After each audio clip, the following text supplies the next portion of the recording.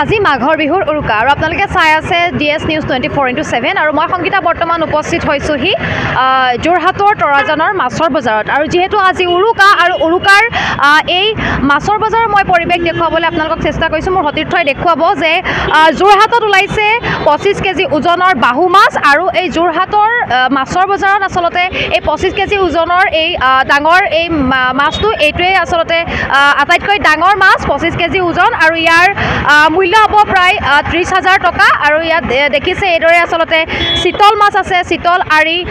বাহু এইদৰে আসলতে মাছসমূহ ইয়াত উলিয়াইছে আৰু গ্ৰাহকৰ যথেষ্ট ভিৰ পৰিলক্ষিত হৈছে সকলো গ্ৰাহক আহিছে আৰু এসাঁজ একেলগে আনন্দ মনেৰে পৰিয়ালৰ সৈতে খোৱাৰ লক্ষ্যৰে আসলতে এইদৰে মাছৰ বজাৰৰ পৰা মাছ ক্ৰয় কৰিছে আৰু ইয়াত আছে 23 কেজি ওজনৰ চিতল মাছো আছে মোৰ সতীৰ্থই দেখুৱাব 23 কেজি ওজনৰ চিতল মাছ আৰু সেই চিতল মাছটোৰ মূল্য হৈছে 46,000 টকা আৰু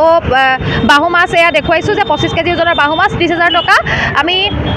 দেখুৱাইছোঁ পৰিৱেশ যিহেতু আজি উৰুকা মাঘ বিহুৰ উৰুকা আৰু যিহেতু এইটো ভোগৰ উৎসৱ অসমীয়া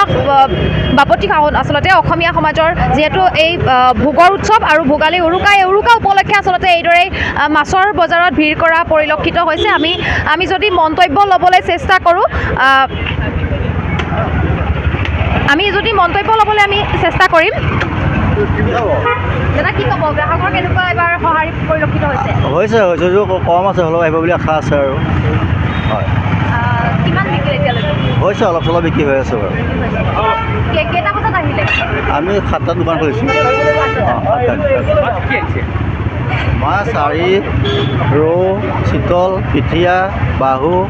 বৰালি ইত্যাদি ইত্যাদি আছে আৰু যোৱাবাৰতকৈ এইবাৰ কেনেকুৱা বজাৰখন ভালেই হৈছে ভালেই যোৱাবাৰতকৈ ভাল ভাল হ'ব হয় ধন্যবাদ জনাইছোঁ আচলতে এইদৰে